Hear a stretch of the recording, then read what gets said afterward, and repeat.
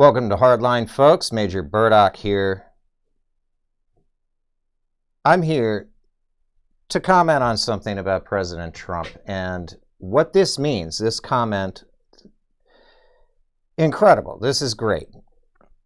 Holds an impromptu press conference. He's got some supporters there in the back of the room where all of the Republican-leaning press has to go. But apparently there are a few people that didn't have their masks on, and I guarantee you this was planned. So the reporter comes in and says, just in this room, you have dozens of people who are not following the guidelines, needing, you have to mask, we have to. We're gonna show the video right now. Let's go ahead and run that. Hearing, but we lost 6,000 Americans this week, and just in this room, so you have to appreciate the president on this one. This is the most. Here's the bait. They come and grab it. They can't help themselves because all of the rules that they're making don't apply to themselves. And so it certainly wouldn't need to apply to people who are in a peaceful protest. And it's political. It really is. So that is what he's talking about here. But what I'm saying, and chew on this over the weekend, folks, this right here is the absolute clearest sign that I guarantee you, watch next week. The cancel culture war, salvos will be fired back. We will be using their own words against them, their own intentions. Those people who are choosing to, they've already absolutely disgruntled themselves. And without any regard, they're fervent beasts. Without much thinking,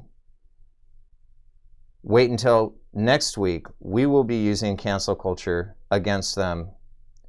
This is Major Burdock reporting for the Hardline. God bless you and your family. God bless America, and Godspeed.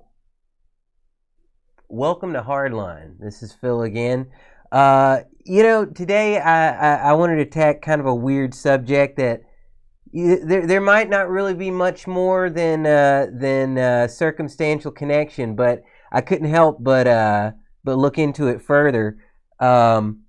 So the other day we had these massive FBI raids that were connected to a Ukrainian oligarch.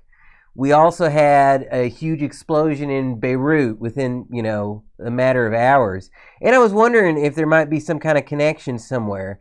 And the only thing I've been able to find so far is Kroll, which is an auditing firm that does forensic analysis, is a really popular firm that the IMF, the World Bank, basically the Federal Reserve of the world, is good friends with them. So already they're on my not to trust list here. But yeah, so apparently the Bank of Lebanon, Kroll's financial or forensic auditing, and the Ukrainian oligarchs may all be connected by Privat Bank and Kroll. Kroll, the forensic firm, has been looking into both of them. So you got the Kolomoisky guy in the Ukraine, you've got the Hariri guy in Lebanon, and you know what I'm afraid, honestly, it's really ridiculous. The Kolomoisky guy apparently robbed his whole country blind. Like the government had to bail out the bank that he'd used to defraud the citizens, so that the entire economy of Lebanon didn't go down. So what do these FBI raids and the bombing in Beirut have in common? Maybe oligarchy, because honestly, it's the same. The line from George Carlin comes to mind. It's one big club, and we aren't members. But yeah, the oligarchs certainly are, and as much as they like to pretend to fight, it's always a slap fight between those guys, because their real fight, I believe, is against the common citizens. We're the subject of this whole cultural and classist war. And it's not even the one percenters either, guys. There's a big difference between somebody who makes $85,000 a year and somebody who owns 85 media venues, you know? And that's who our gripe is with. That's who our argument, that's who our fight is with.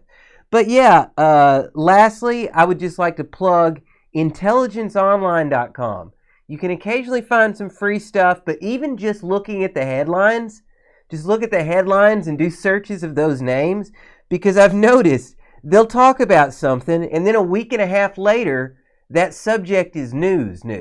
Because this is more of like, you know, it's corporate intelligence, business intelligence, espionage, you know, it's insider stuff. And so the stories aren't necessarily cheap, you know, 500 words might run you $15. But just going into intelligenceonline.com, check out some of their free articles or even just the headlines and reverse engineer from there. But yeah, that's all I got for you guys right now. Thanks again, once again, as always, for joining us tonight here on A Hardline.